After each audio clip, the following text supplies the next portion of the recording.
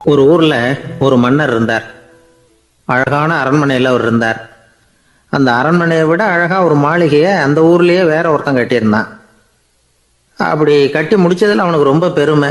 எத்தனையோ செல்வந்தர்கள்லாம் வந்து பார்த்துட்டு, இந்த மாளிகையை விலைக்கு கொடுத்துடுறியா, எவ்வளவு விலை சொன்னாலும் சரி நாங்கள் வாங்கிக்கிறதுக்கு தயாரா இருக்கோம் அப்படின்னு சொல்லி கேட்டு பார்த்துட்டாங்க. நான் இதை விற்கிறதுக்கு தயாரா இல்லை அப்படின்னு சொல்லிவிட்டான். அவ்வளவு சிறப்பா கலை அம்சத்தோடு அதை கட்டி முடிச்சிருக்கிறான். அதுவே ஒரு பெரிய அரண்மனை மாதிரி இருந்ததுன்னா பார்த்துங்களேன். சுற்றிலும் அழகான பூந்தோட்டம். ஒரு நாள் அவன் எங்கேயோ வெளியூர் போயிட்டு திரும்பி வந்துகிட்டு இருக்கிறான்.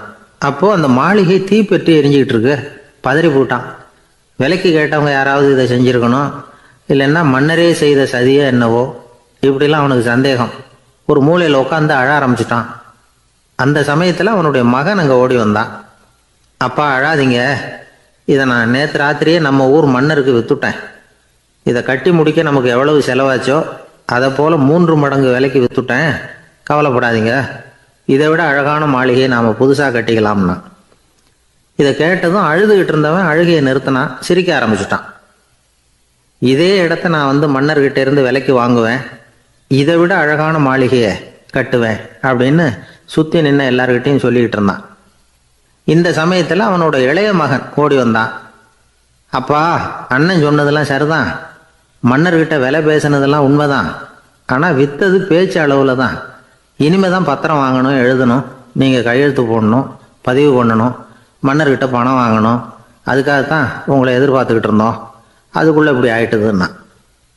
இப்போ சிரிச்சுக்கிட்டு இருந்தவன் சிரிப்பை நிறுத்தினான். மறுபடியும் குழந்தை மாதிரி அழ ஆரம்பிச்சிட்டான். இது ஒரு சம்பவம். இதிலிருந்து என்ன தெரியுது?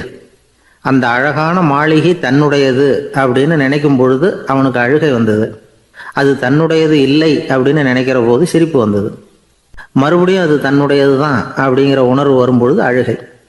எது எதிலிருந்து நீ நீங்கி இருக்கிறாயோ அது அதிலிருந்து உனக்கு துன்பம் இல்லை அப்படிங்கிறார் திருவள்ளுவர்.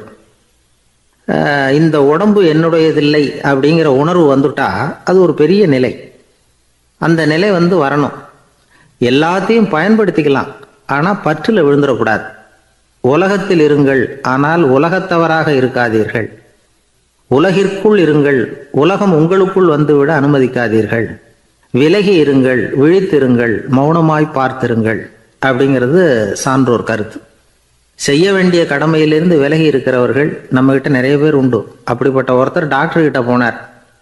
டாக்டர், நான் ஒரு கவர்மெண்ட் ஆஃபீஸில் வேலை பார்க்குறேன், எனக்கு ஒரே அசதியாக இருக்குது, என்னை சோதிச்சு பாருங்க, ஆலோசனை சொல்லுங்க ஏதாவதுன்னார். டாக்டர் அவரை பரிசோதனை பண்ணி பார்த்துட்டு சொன்னார், இதோ பாரு, உனக்கு இப்போ தேவைப்படுறது முழு ஓய்வு. நீ எவ்வளவு சீக்கிரமா ஆபீஸுக்கு போறியோ அவ்வளவுக்கு உனக்கு நல்லது அப்படின்னாராம். ஒரு ஊர்ல ஒரு ராஜா இருந்தார். பெரிய அரண்மனையில தான் இருக்கிறார். எல்லா வசதியும் இருந்தது. இருந்தாலும் அவர் எல்லாரும் சொல்றது எப்படி தெரியுமா? பிச்சைக்கார ராஜா. அப்படி ஒரு பேர் அவருக்கு நிலைச்சு போச்சு. ஜனங்களும் சரி, மற்ற தேசங்களில் உள்ளவங்களும் சரி, அவர் அந்த பேர் சொல்லியே குறிப்பிடுறது வழக்கமாக போட்டுது. இது அவருக்கு ரொம்ப கவலையாக போச்சு. என்ன இது, நம்மளை தேடி வர்றவங்களுக்கெல்லாம் நாம் சோறு போடுறோம், நம்ம புகழ்ந்து பாடல் ஏற்றி கொண்டு வர்ற புலவர்களுக்கெல்லாம் அவங்க எப்படி வந்தாலும் ஒருவேளை சோறு போடணுங்கிறது உத்தரவு. இவ்வளவுலாம் செஞ்சும் நம்மளை போய் பிச்சைக்கார ராஜான்னு எல்லாரும் சொல்கிறாங்களே, அது ஏன், எதுக்காக அப்படி சொல்கிறாங்க? இதுதான் ராஜாவுக்கு குழப்பம். சரி, இதை பற்றி நம்ம அமைச்சர்கள்கிட்ட கேட்கலாமா அப்படின்னு யோசனை பண்ணார். இந்த விஷயத்தை போய் அவங்கக்கிட்ட எப்படி கேட்கறதுன்னு அவருக்கு தயக்கமாக இருந்தது. கௌரவ குறைச்சலாக தெரிஞ்சுது அவருக்கு. சரி, சாதாரண குடிமக்கள்கிட்ட இதை பற்றி கேட்கலாமா அப்படின்னு யோசனை பண்ணார். கேட்கலாம், ஆனால் அவங்க யாரும் ராஜா முன்னாடி வந்து நின்று தைரியமாக பேசக்கூடிய அளவுக்கு இல்லை. ராஜாவோட குழப்பம் நாளுக்கு நாள் அதிகமாக போச்சு. கடைசியாக அவர் ஒரு முடிவுக்கு வந்தார். அதாவது இதை பற்றி ஒரு பிச்சைக்காரங்கிட்டே கேட்டு பார்த்துட்டா என்ன. இதுதான் அவர் பண்ண முடிவு. உடனே மாறு வேஷம் போட்டுக்கிட்டு நகர்வலம் போனார். ஒரு பிச்சைக்காரனை கண்டுபிடிச்சார். இதை பாருப்பா, நம்ம ராஜாவை எல்லாரும் பிச்சைக்கார ராஜான்னே சொல்கிறாங்களே, அதுக்கு என்ன காரணமாக இருக்கும் அப்படின்னு கேட்டார். அதுக்கு அவன் சொல்கிறான், இதுக்கான பதிலை இன்னும் ஒரு 30 நாளில் சொல்கிறேன் அப்படின்னா. உடனே இவருக்கு சந்தோஷம். உண்மையை அவங்ககிட்ட சொன்னார். நான் வேற யாரும் இல்லை, நான் தான் இந்த நாட்டு ராஜா. இப்போ நீ என் கூடவே வந்துடு, அரண்மனையிலேயே தங்கிக்கோ. 30 நாள் கழித்து எனக்கு பதில் சொல்லிவிட்டு அதுக்கப்புறமா நீ போகலாம் அப்படின்னு சொல்லி அழைச்சிட்டு வந்துட்டார். அரண்மனையில் ஒரு மூலையில் அவன் தங்கறதுக்கு இடம் கொடுத்தார்.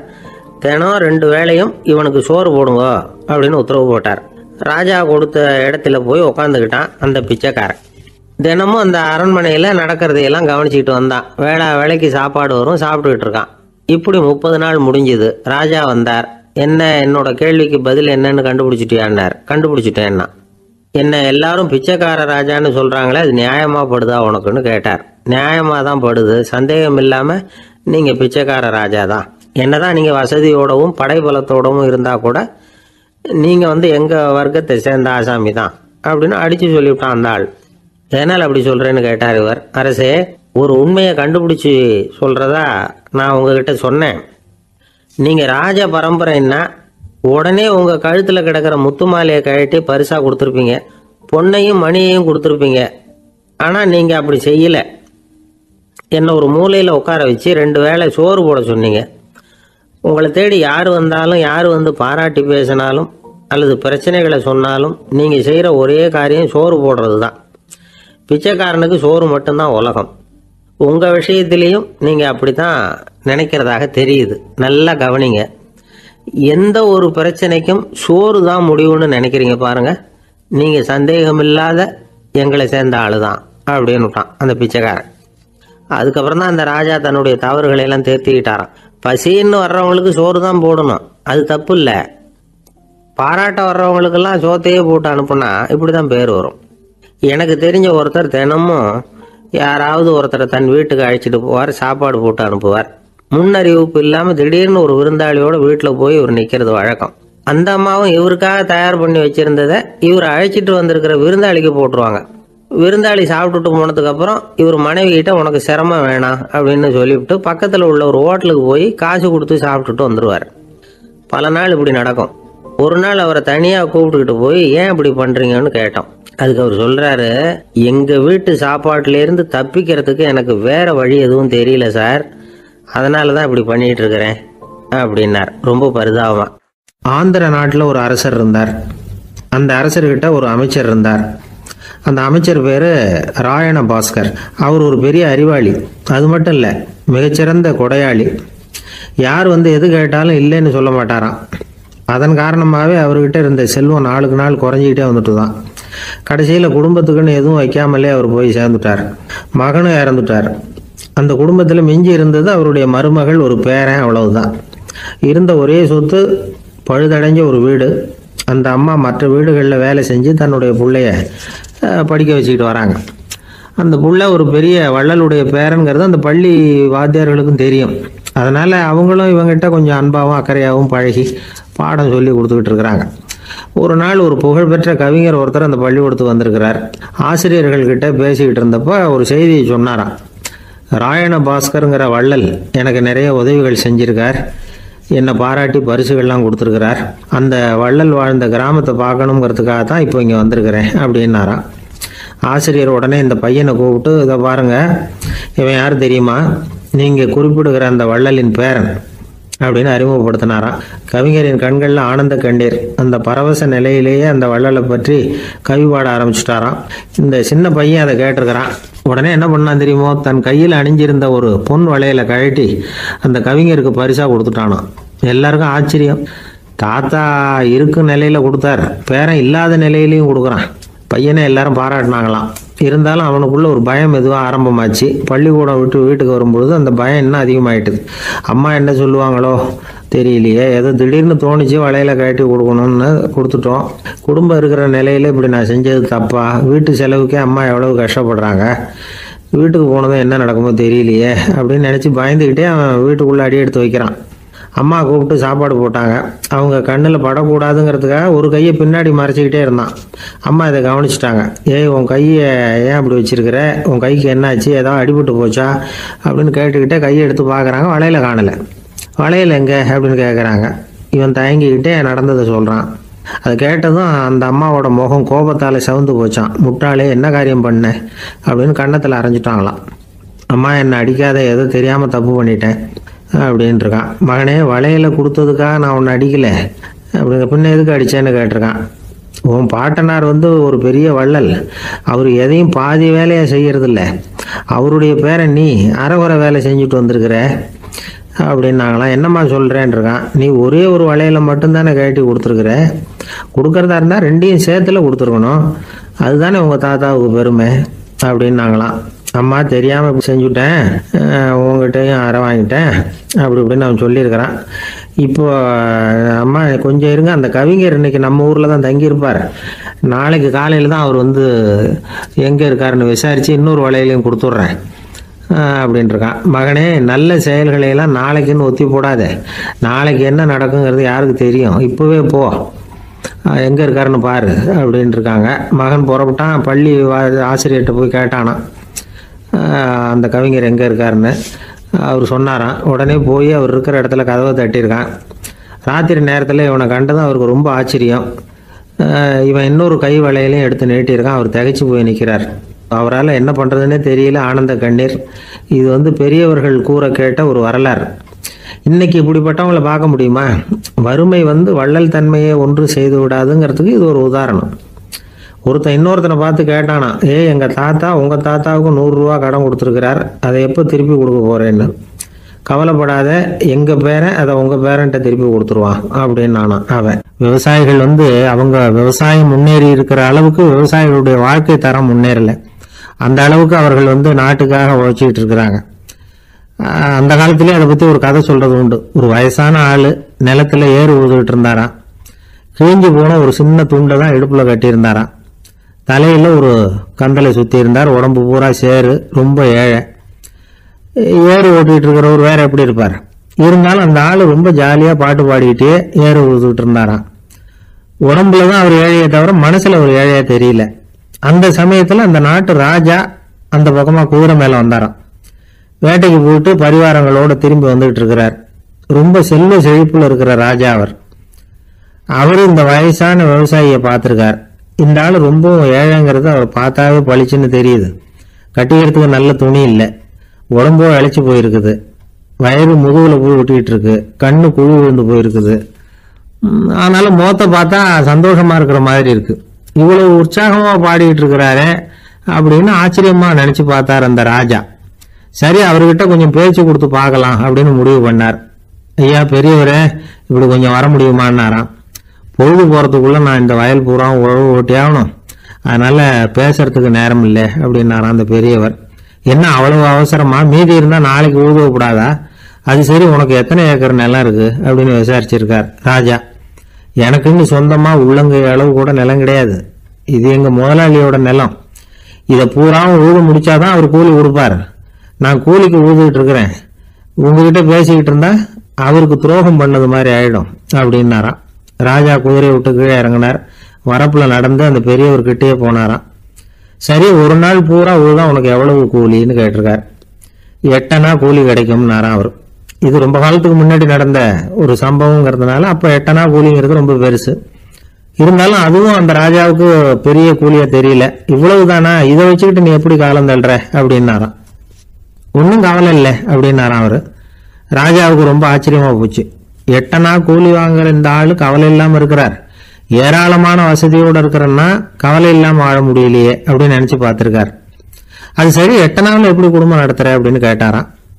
எனக்கு கிடைக்கிற 8 அணாவில் 2 அணா குடும்பத்துக்கு செலவழிக்கிறேன், 2 அணா பழைய கடனுக்கு கொடுக்குறேன், 2 அணா வந்து தர்மம் செய்யறேன், 2 அணா வட்டிக்கு கொடுக்குறேன், ஒரு குறையும் இல்லைன்னாராம். ராஜாவுக்கு ஒன்றும் புரியல. எனக்கு ஒன்றும் புரியலேன்னு இருக்காரு. ஐயா, எனக்கும் என் மனைவிக்கும் 2 அணா செலவாகுது. வயசான அம்மா அப்பா இருக்கிறாங்க, சின்ன வயசுல என்னை காப்பாத்தினவங்க அவங்க. அந்த கடனுக்கு 2 அணா செலவாகுது, அது பழைய கடன். என் தங்கச்சி ஒருத்தி ஆதரவு இல்லாத நிலைமையில தன்னுடைய மகனோட என் வீட்டுல வந்து இருக்கிறா, அவளுக்கும் அவள் மகனுக்கும் 2 அணா செலவு பண்றேன், அது தர்மம். எனக்கு 2 பிள்ளைங்க இருக்கிறாங்க, அவங்களுக்கு 2 அணா செலவு பண்றேன், அது வட்டிக்கு கொடுக்கறது மாதிரி. பிற்காலத்துல அவங்க எங்களை காப்பாத்துவாங்க. அந்த வகையில நான் திருப்தியோட வாழ்ந்துகிட்டு இருக்கிறேன் அப்படின்னாராம். ராஜாவுக்கு அர்த்தம் புரிய ஆரம்பிச்சுதான். அந்த பெரிய நிலத்தை விலை கொடுத்து வாங்கி அந்த பெரியவருக்கே தானமா கொடுத்துட்டாராம். இப்போ ஊழவருக்கே நிலம் சொந்தமாயிட்டுது. அன்னையிலிருந்து அரசனுக்கும் ஆறுதல் கிடைச்சுதான். இப்படி ஒரு கதை சொல்லுவாங்க. 8 அணா வருமானத்தை வச்சுக்கிட்டு எப்படி காலத்தை தள்ளுறதுன்னு சொல்றதுக்காக இந்த கதையை சொல்றதாக யாரும் தப்பா நினைச்சுக்க கூடாது. கிடைக்கிறத எப்படி பங்கு போடுறார், எப்படி திருப்தியா வாழறார் அப்படிங்கிறது தான் முக்கியம். அது மாதிரி இன்றைக்கு இந்த பொங்கல் திருநாள்ல உழவர்கள் மனசு மகிழ்ச்சியா இருந்ததுன்னா அது எல்லாரும் மகிழ்ச்சியா இருக்கிறது மாதிரி அர்த்தம். அதனால அவர்கள்ட்ட இருந்து நாம பாடம் கத்துக்கணும். சில உழவர்கள் தங்கள் நிலத்துல விளையறத தாங்கள் சாப்பிட மாட்டாங்க, அடுத்தவங்கள்ட்ட வித்துட்டு சந்தையில போய் வேற அரிசி வாங்கிட்டு வந்துதான் இவங்க சாப்பிடுவாங்க.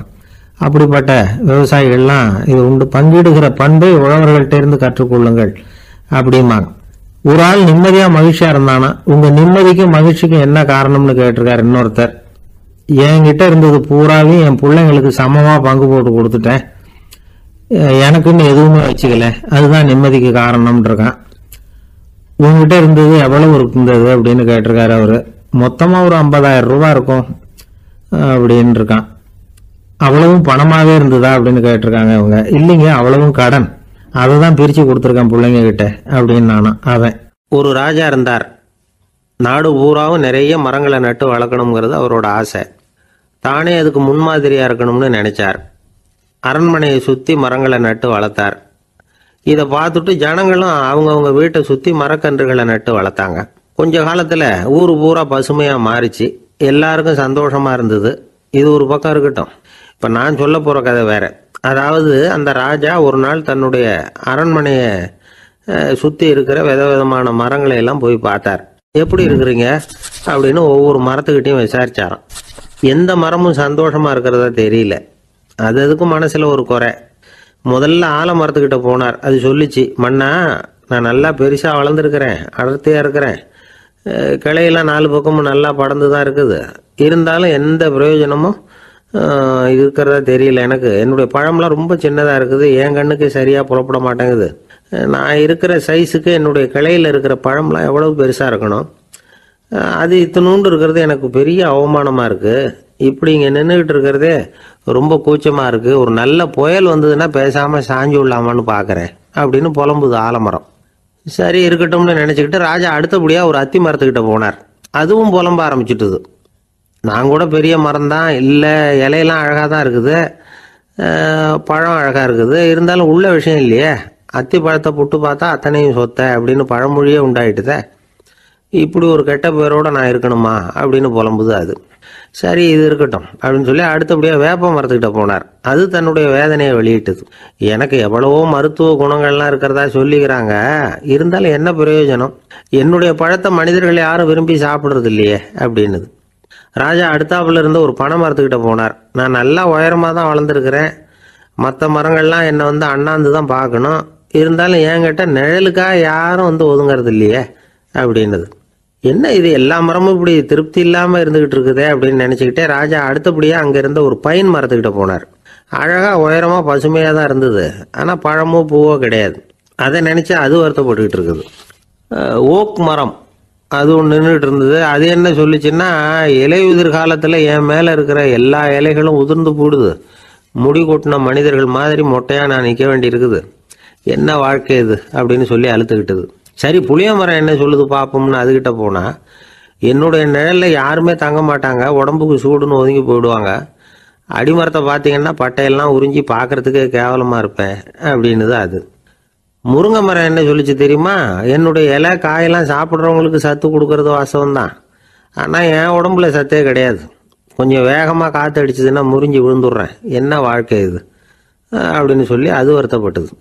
ராஜா யோசனை பண்ணார், என்ன இது மரங்கள் பூமியின் வரங்கள்னு சொல்கிறோம், மழை பெய்யறதுக்கு அதுதான் காரணம், பூமி செழிப்பாக இருக்கிறதுக்கும் அதுதான் காரணம், வீடு கட்டுறதுக்கு மரம், நாற்காலி செய்ய உபயோகப்படுத்துறதுக்கும் அதுதான் உபயோகப்படுது, மனுஷனுக்கு வேண்டிய ஆகாரங்களையும் கொடுக்குது, இப்படிலாம் இருந்தும் எல்லா மரமும் நிம்மதி இல்லாமல் இருந்துகிட்டு இருக்குதே அப்படின்னு நினைச்சார்.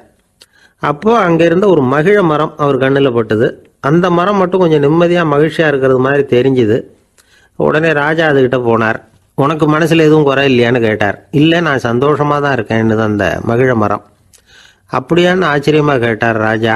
ஆமாம் மன்னா, இந்த இடத்துல நீங்கள் ஒரு முருங்கை மரத்தையோ வேப்ப மரத்தையோ கூட நட்டிருக்கலாம், ஆனால் இந்த இடத்துல நடுறதுக்கு என்ன தேர்ந்தெடுத்துருக்குறீங்க, அதுவே எனக்கு பெருமை, அதுவே எனக்கு திருப்தி அப்படின்னு தான் மகிழ மரம். மகிழ மரம் சாதாரணமாக தான் இருக்கும், இளம் மஞ்சள் நிறத்தில் பூக்கள், அது காய்ந்தும் மனம் வீசும். மகிழ மரம் மாதிரி மன திருப்தியோடு வாழறதுக்கு நாம் கற்றுக்கணுமா. நாம் இந்த உலகத்தில் ஒரு நாயாவோ நரியாவோ கூட பிறந்திருக்கலாம், மனுஷனாக பிறந்திருக்கிறோம், அதுவே பெருமை தானே. இந்த நிறைவு தான் மகிழ்ச்சியின் ரகசியம். ஒரு பையன் அப்பா கிட்ட போய், அப்பா நீங்கள் இந்த உலகத்தில் ஒரு மனுஷனாக பிறந்தது என்னோட அதிர்ஷ்டம் நானா. ஏன்டா அப்படி சொல்கிறேன்னு இருக்கார் அப்பா. நீங்கள் ஒரு கரடியாக பிறந்திருந்தா இந்நேரம் நானும் ஒரு கரடி குட்டியாக தானே இருந்திருப்பேன் அப்படின்னு நானா பையன். ஒரு ஊர்ல ஒரு குரு இருந்தார், ஜென் குரு. அவரை தேடிட்டு ஒரு மன்னர் வந்தார். வந்தவர் ஜப்பான் மன்னர். தோட்டக்கலையை பத்தி தெரிஞ்சுட்டு போறதுக்காக அவர் வந்தார். எப்படி தோட்டம் அமைக்கிறது அப்படிங்கிறத பத்தி அந்த குரு விவரமா சொல்லி கொடுத்தாரு. ஒரு நாள் 2 நாள் இல்லை, 3 வருஷம் கற்றுக் கொடுத்தார். அதுக்கப்புறம் சொன்னார், நான் கற்றுக் கொடுத்துட்டேன், இனிமேல் நீங்கள் போகலாம், போய் தோட்டம் அமைக்கலாம். அதுதான் உங்களுக்கு பரீட்சை. தோட்டம் அமைச்ச பிறகு சொல்லி அனுப்புங்க, நான் வந்து பார்க்குறேன். நீங்கள் இங்கே என்னவெல்லாம் கற்றுக்கிட்டீங்களோ அதையெல்லாம் அங்கே செயல்முறையில் செஞ்சு காட்டுங்க அப்படின்னு சொல்லி அனுப்பி வச்சார். மன்னர் போனார். அரண்மனைக்கு பக்கத்திலேயே ஒரு பெரிய தோட்டத்தை உண்டு பண்ணினார். அழகான மரங்களையும் செடிகளையும் உருவாக்கினார். கிட்டத்தட்ட 1000 தோட்டக்காரர்களை பயன்படுத்தி 3 வருஷங்கள் முயற்சி பண்ணி அந்த அழகான தோட்டத்தை உருவாக்கினார். குருகிட்ட இருந்து செய்தி வந்தது, நாளைக்கு வந்து தோட்டத்தை பார்க்குறேன் அப்படின்னு. மன்னர் உடனே சுறுசுறுப்பாயிட்டார். முதல் நாளே தோட்டத்தை சுத்தப்படுத்தினார். ராத்திரி பூரா யாரும் தூங்கலை. எல்லாருக்கும் தோட்டத்தை ஒழுங்குபடுத்துகிற வேலை. அது அந்தந்த இடத்துல ஒழுங்காக இருக்குதா அப்படின்னு சரி பார்த்தாங்க. ஒரு தவறும் இல்லாத வகையில் அதை ஒழுங்குபடுத்தினாங்க. மறுநாள் குரு வந்தார், தோட்டத்தை பார்த்தார். அவருக்கு கோபம் வந்துட்டுது. மன்னருக்கு ஆச்சரியம், எப்பவும் சிரிச்சுக்கிட்டே இருக்கிறவர் இப்போ இப்படி இருக்கிறாரே அப்படின்னு. மெதுவாக குரு கிட்ட போய், எல்லாம் சரியாக தானே இருக்குது அப்படின்னார். எல்லாம் சரிதான், ஆனாலும் எங்கே அந்த பொன்னிற காற்று அப்படின்னார். உதிர்ந்த இலைகள், பொன் மஞ்சள் நிற இலைகள் காற்றில் அப்படி புரண்டு ஓடுவதை நான் பார்க்க முடியவில்லையே அப்படின்னாராம். அது இல்லாமல் இந்த தோட்டம் உயிரோட்டம் உள்ளதா இருக்காது, இதில் பாடல் இல்லை, ஆடல் இல்லை, அதெல்லாம் இல்லாமல் இந்த தோட்டம் ரொம்பவும் செயற்கையாக தெரியுதேன்னாராம். மன்னர் இப்போதான் யோசனை பண்ணார். கீழே கிடந்த காஞ்சி போன இலைகள் மட்டும் இல்லை, மரத்தில் இருந்த காஞ்சி போன இலைகளையும் அப்புறப்படுத்தி சுத்தமாக வச்சிருக்கிறார். இறப்பும் வாழ்க்கையினுடைய ஒரு பகுதி தான். மரணம்ங்கிறது வாழ்க்கைக்கு எதிரானது அல்ல, அதை நிரப்பும் ஒரு பகுதி தான் அது. மரணம் இல்லையில் வாழ்க்கையே இல்லை அப்படிங்கிறது பெரியவங்க கருத்து. இப்போ அந்த தோட்டம் அழகாக தான் இருக்குது, இருந்தாலும் அது ஒரு ஓவியம் மாதிரி உயிர் இல்லாமல் இருக்கு. குரு ஒரு வாளியை கையில் எடுத்துக்கிட்டார். தோட்டத்தை விட்டு வெளியில் போனார். ஏற்கனவே வீசி எறிந்த அந்த சருகுகளை எல்லாம் அள்ளி கொண்டுகிட்டு வந்தார். உள்ள எல்லா இடங்கள்லையும் அதை வீசினார். உடனே காற்று அந்த காய்ந்த சருகுகளையும் பழுத்த இலைகளையும் அசைக்க ஆரம்பிச்சுட்டுது. இப்போ அங்கே சலசல சத்தம், சங்கீதம், இலைகளின் நடனம். ஓவியம் மாதிரி இருந்த அந்த தோட்டத்துக்கு இப்போ உயிர் வந்துட்டுது. இதுதான் அந்த பொன்னான காற்று அப்படின்னாராம் குரு. மன்னருக்கு புரிஞ்சுது. மிகப்பெரிய ஜென் கேள்வி ஒன்று உண்டு. உம்மான் அப்படிங்கிற ஒரு பெரிய குருவை பார்த்து துறவி ஒருத்தர் கேட்டாராம், இலைகள் எல்லாம் கீழே விழுந்து மரங்கள் மொட்டையாக இருக்கும் பொழுது என்ன நடக்கும்? இதுதான் கேள்வி. இதுக்கு உம்மான் சொன்ன பதில் பொன்னான காற்று, தி கோல்டன் விண்ட் அப்படின்னாராம். இதுக்கு என்ன விளக்கம்னா, உன்னுடைய எண்ணங்கள் எல்லாம் உன்னுடைய மனசிலிருந்து கீழே விழுந்து உனது உள்ளுணர்வானது மொட்டையாக நிற்கும் நிலைதான் அது. உனது வேர்களின் அருகில் காற்று வீசுகிறது. எல்லா எண்ணங்களும் உன்னிலிருந்து வெகு தூரத்துக்கு புரண்டு கொண்டே சென்று விடுகிறது. நீ அவற்றை கடந்து விட்டால் நீ அவைகளுக்கெல்லாம் மேலெழுந்து கீழே பார்ப்பவனைப் போல நிற்க ஆரம்பித்து விடுவாய். அதுதான் தியானம் என்பது அப்படின்னு சொல்றாங்க. தியானம்ங்கிறது எண்ணத்துக்கு எதிரானது இல்லை. தியானம்ங்கிறது எண்ணங்களை கடந்து செல்வது தான். அதுக்கப்புறம் நாம பொன்னிற காற்றுல ஆட ஆரம்பிச்சிருவோம். இதுதான் பெரியவர்கள் சொல்றது. என்கிட்ட ஒருத்தர் தோட்டம் அமைக்கணும்னு யோசனை கேட்டு வந்தார். எல்லாம் சொல்லி கொடுத்தேன். செடிகள்லாம் செழிப்பாக வளரணும்னா வேர் காயாம பார்த்துக்குங்க, தினமும் தண்ணி விடுங்க அப்படின்னு சொல்லி அனுப்பி வச்சேன். 1 மாதம் கழிச்சு ஒரு தோட்டத்தை பார்க்கறதுக்காக போனேன். போய் பார்த்தா எல்லா செடியும் வாடி கிடக்குது. என்னங்க இப்படி பண்ணிவிட்டீங்கன்னு. நீங்கள் சொன்னபடி தான் செஞ்சேன்னார். என்ன செஞ்சீங்கன்னு கேட்டேன். வேர் காயாமல் பார்த்துக்க சொன்னீங்க, தினமும் ஒரு தடவை எல்லா செடியையும் ஒவ்வொன்றா பிடுங்கி பார்த்து வேர் காயாமல் இருக்கா அப்படின்னு பார்த்துட்டு அதுக்கப்புறம் தண்ணி பாய்ச்சினேன், அவ்வளவுதான் அப்படின்னார். ஒரு பெரிய காடு, அந்த காட்டுக்கு மத்தியில் ஒரு ஆசிரமம். அங்கே ஒரு முனிவர் இருந்தார். பல இடங்கள்லேருந்து வர்ற குழந்தைகளுக்கு அவர் பாடம் சொல்லி கொடுத்துக்கிட்டு இருக்கிறார். ஏழை பணக்காரர் அப்படிங்கிற வித்தியாசம்லாம் கிடையாதுங்க. எல்லாரும் அவர்கிட்ட தங்கள் பிள்ளைகளை அனுப்பி வச்சாங்க. மன்னர்களுடைய பிள்ளைங்க கூட அங்கே அவர்கிட்ட தான் படிக்கிறதுக்கு வருவாங்க. ஆனால் அந்த முனிவரை பொறுத்த வரைக்கும் எல்லா பிள்ளைங்களும் ஒன்று தான். இது யார் வீட்டு பிள்ளைன்னுலாம் பார்க்க மாட்டார், எல்லாரும் சமம். மாணவர்கள்லாம் அங்கேயே மாத கணக்கில் வருஷ கணக்கில் தங்கி இருந்து பாடம் கற்றுக்கிட்டு போகிறது வழக்கம். அவராக பார்த்து போகணுன்னு சொல்கிற வரைக்கும் அங்கேயே இருக்கணும், படிக்கணும். குருகுல வாசம். ஒரு சமயம் ஒரு ராஜகுமாரனும் அவர்கிட்ட வந்து படிச்சுக்கிட்டு இருந்தான். அவனுக்கு ஒரு 15 வயசு இருக்கும். சில வருஷம் கழித்து அந்த முனிவர் தன்கிட்ட இருக்கிற மாணவர்களுக்கெல்லாம் பரீட்சை வச்சார். அவங்களுடைய அறிவு முதிர்ச்சியை கணிக்கிறதுக்காக பல சோதனைகள்லாம் வச்சார். ஒவ்வொருத்தராக பார்த்து இனிமேல் நீங்கள் வந்து உங்கள் வீட்டுக்கு போகலாம் அப்படின்னு சொல்லி அனுப்பி வச்சுக்கிட்டு இருக்கிறார். எல்லாரும் போயிட்டாங்க. கடைசியாக மிஞ்சி இருந்தது ஒரே ஒரு மாணவன். அவனை மட்டும் வீட்டுக்கு அனுப்பல. யார் அந்த பையன் தெரியுமா? அவன்தான் அந்த ராஜகுமாரன். ராஜகுமாரனுடைய தந்தைக்கு, அதுதான் அந்த ராஜாவுக்கு, அங்கே வயசு ஏறிக்கிட்டே போகுது. என்ன இது, படிக்க போன பையன் இன்னும் திரும்பி வரலையே அப்படின்னு நினச்சார். வந்துட்டா சீக்கிரமாக அவனுக்கு பட்டம் கட்டிவிட்டு நாம் விலகிக்கலாமே அப்படின்னு நினச்சாரு. கல்யாணம் வேறு பண்ணி பார்க்கணும் பையனுக்கு. ஆனால் பையன் வர்ற வழியை காணும். ராஜா பார்த்தார். சரி, நேர்லேயே போய் என்னன்னு தெரிஞ்சுட்டு வந்துடுவோம் அப்படின்னு காட்டுக்கு புறப்பட்டார். அங்கே போய் முனிவரை பார்த்தார். முனிவர் வந்து இவரை அன்பாக வரவேற்று உட்கார வச்சார். அதுக்கப்புறம் ராஜா மெதுவா, எல்லாரையும் வீட்டுக்கு அனுப்பி வச்சுட்டிங்களாமே, ஏன் பிள்ளைய மட்டும் அப்படின்னு சொல்லி மெதுவாக இழுத்தார். முனிவர் வந்து இதுக்கு உடனே பதில் சொல்லலை. ராஜாவை கூப்பிட்டுட்டு போய் விருந்தினர் குடிசையில் தங்க வச்சார். அதுக்கப்புறம் சொன்னார், உங்கள் மகன் வந்து எல்லா பாடங்கள்லேயும் முதலிடம் வாங்கியிருக்கான். இப்படி முதலாவதாக வர்ற மாணவனுக்கு நாங்கள் இன்னொரு தேர்வு வைக்கிறது வழக்கம். அதுலேயும் அவன் வந்து முதலாவதாக வந்துட்டான்னா அவன் ஒரு பெரிய வித்வான் அப்படிங்கிற கௌரவத்தை அடைஞ்சிருவான் அப்படின்னார். அதாவது முனிவர் அப்படி சொல்கிறார். அப்படி சொல்லிவிட்டு போயிட்டார் அவர். ராஜா அங்கேயே தங்கிட்டார். ராத்திரி படுத்து தூங்கினார். காலையில் எழுந்திரிச்சு அந்த குடிசைக்கு வெளியில் வந்தார் பல்லு விளக்கறதுக்காக. அந்த சமயத்தில் தூரத்தில் ஒருத்தன் ஒரு கையில் கோடாலியை வச்சுக்கிட்டு தலையில் ஒரு பெரிய விறகு கட்டை சுமந்துக்கிட்டு வந்துக்கிட்டு இருக்கிறது மாதிரி தெரிஞ்சது. யாராவது விறகு வெட்டியாக இருக்கும் அப்படின்னு நினச்சார் ராஜா. கிட்ட வந்ததும் உத்து பார்க்குறாரு. பார்த்தா அது தன்னோட புள்ள. திகைச்சு போயிட்டார். என்ன இது, ஒரு ராஜகுமாரனை கூட இது மாதிரி வேலையெல்லாம் செய்ய சொல்கிறாங்களே அப்படின்னு நினச்சார். ராஜகுமாரன் வந்து விறகு கட்டை கொண்டுகிட்டு போய் கொல்லை பக்கம் வச்சான். அந்த சமயம் முனிவர் அங்கே வந்தார். என்ன மகனே, விறகு வெட்டிக்கிட்டு வந்துட்டியா? சரி, இப்போ வந்து ஒரு துடைப்பத்தை எடுத்துக்கோ, விருந்தினர் குடிசையின் வாசல் பக்கத்தை கூட்டி பெருக்கி சுத்தம் பண்ணு போ அப்படின்னார். அப்படியே செய்கிறேன் குருவே அப்படின்னு சொல்லிவிட்டு போனான். சுத்தம் பண்ண ஆரம்பிச்சிட்டான். ராஜா பார்த்தார் இதை. உடனே ஓடியாந்தார். மகனே, என்ன காரியம் பண்ணுற? துடைப்பத்தை கீழே போடுனார். இப்போ அந்த ராஜகுமாரன் சொல்கிறான், தந்தையே, இது வந்து என்னுடைய குருதேவரோட உத்தரவு. இங்கே வந்து நான் ஒரு மாணவன். இங்கே அரசனும் ஒன்று தான், ஆண்டியும் ஒன்று தான். குருதேவர் சொல்கிறத மறுக்காமல் செய்கிறது தான் எங்கள் கடமை அப்படின்னா. இந்த சமயம் முனிவர் அங்கே வந்தார். இவனை வந்து முதுகில் தட்டி கொடுத்தார். அப்புறம் ராஜா கிட்ட சொன்னார், அரசே, உங்கள் புள்ள எங்கள் கடைசி தேர்வுலையும் வெற்றி பெற்றுட்டான். பணிவு தான் மாணவர்களின் மிக உயர்ந்த குணம். குருநாதர் சொல்றது மனசுக்கு பிடிக்கலன்னா கூட மறுக்காம செய்யணும். அப்படி செய்யறதுனால எதை செய்யலாம் எதை செய்யக்கூடாது அப்படிங்கிற விவேகம் அவங்களுக்கு வந்துடும். செய்யக்கூடாததை கூட பெரியவங்க சொல்லிவிட்டா செஞ்சுதான் ஆகணும் அப்படிங்கிற பணிவு அவங்களுக்கு வந்துடும்.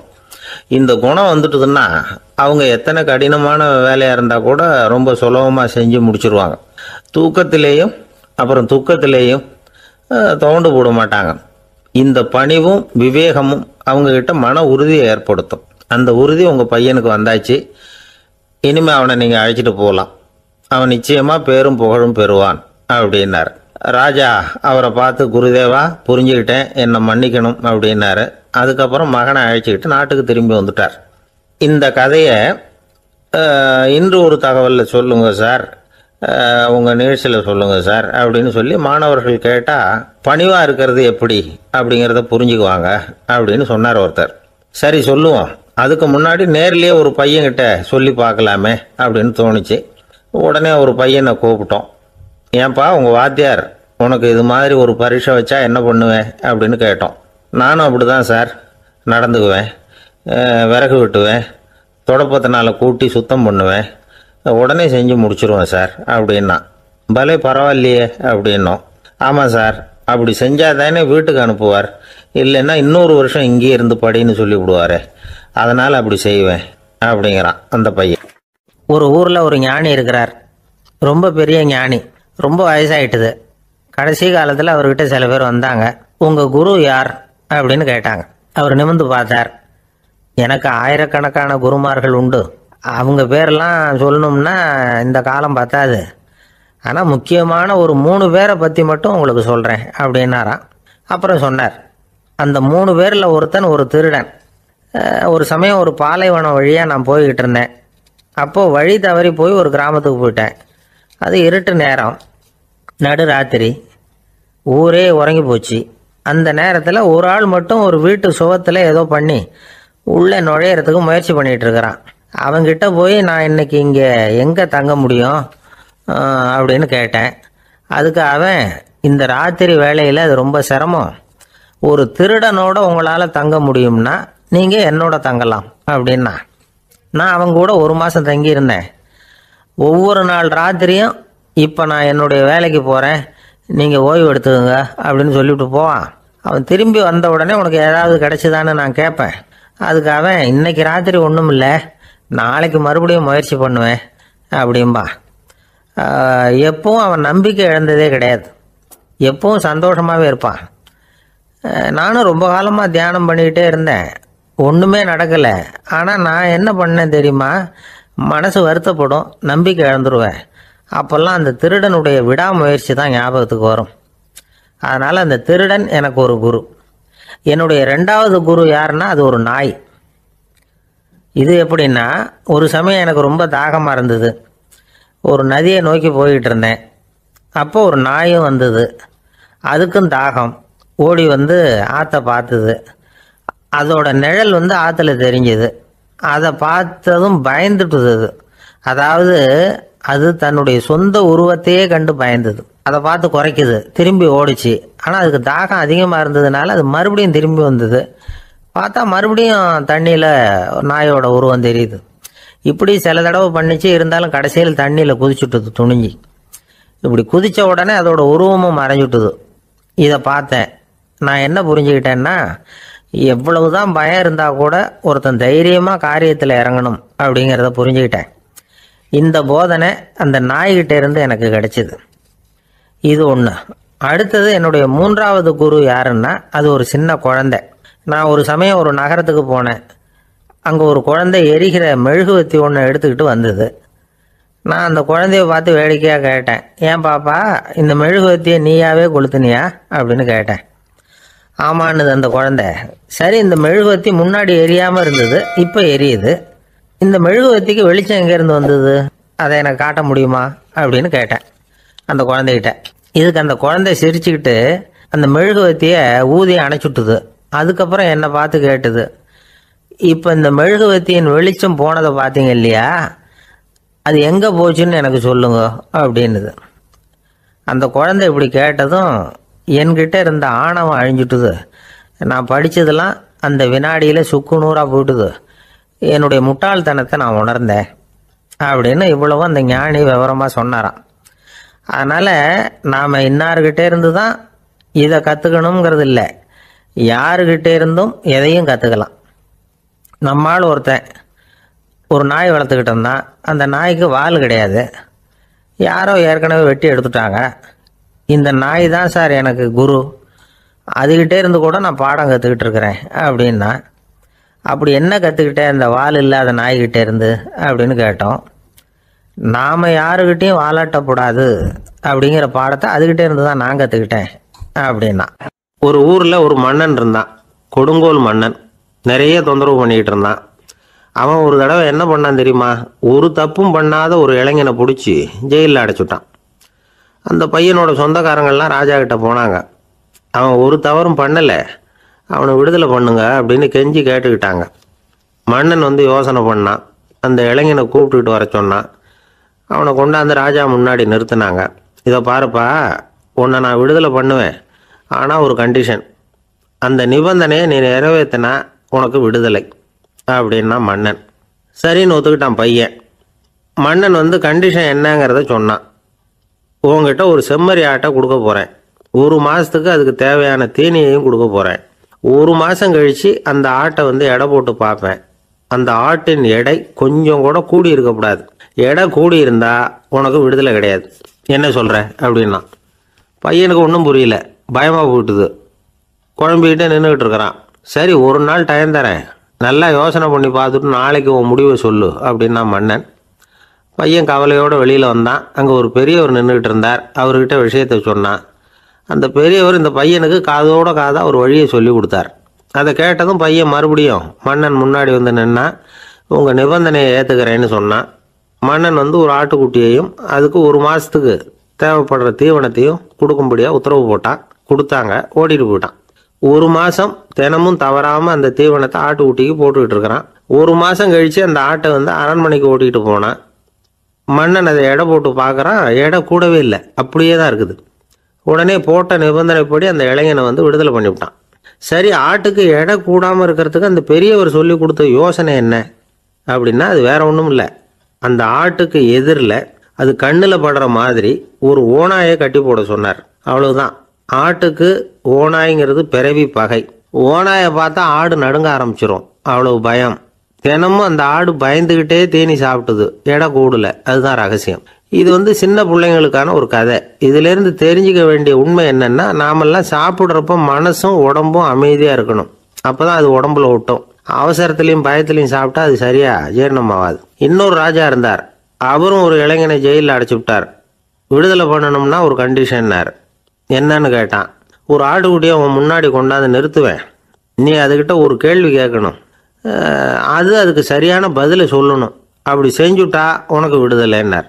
இளைஞன் யோசனை பண்ணி பார்த்தான். சரின்னு ஒத்துக்கிட்டான். அது பிரகாரமே ஆட்டுக்குட்டியை பதில் சொல்ல வச்சுட்டான். என்ன நடந்தது தெரியுமா? ஆட்டுக்குட்டியை கொண்டாந்து நிறுத்தினாங்க. இவன் மெதுவாக அதுக்கிட்ட போனான். அது காதுகிட்ட போய் ஏப்ரலுக்கு அடுத்த மாதம் என்ன மாதம்னு கேட்டான். அது உடனே மேன்னு கத்திச்சு. இவன் விடுதலை ஆயிட்டான். ஒரு ஊரில் ஒரு பெரிய ஞானி இருந்தார்.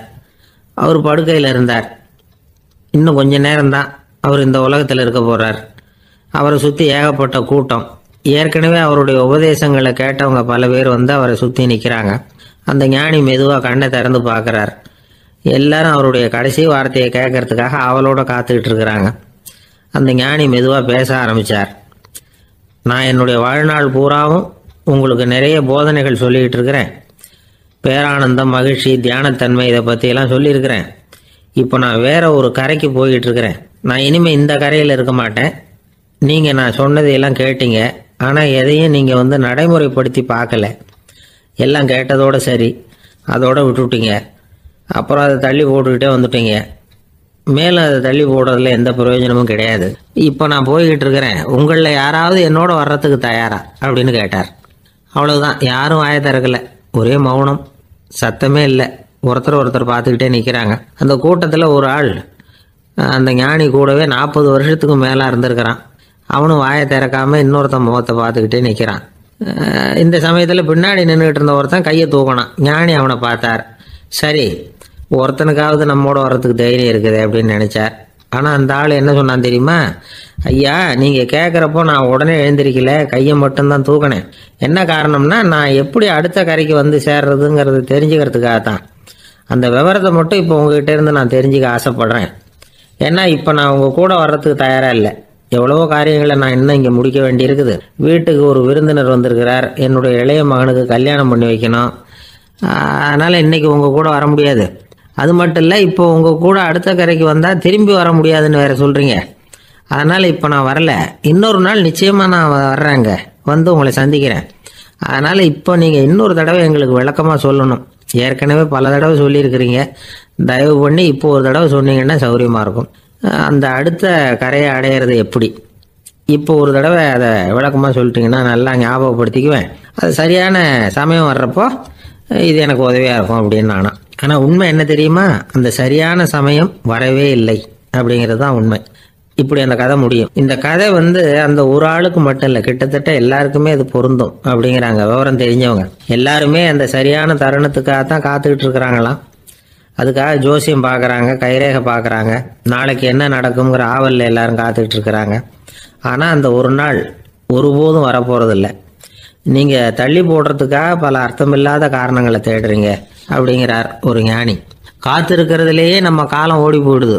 ஏன்னா இன்னைக்கு நாம் சிந்திக்கிறது நாளைக்கு நாம் சிந்திக்கிறது இல்லை. ஒவ்வொரு நாளும் ஒவ்வொரு மாதிரி போயிடுது. நாளைக்கு நாளைக்கு மறுநாளை பற்றியே சிந்திக்கிறோம்.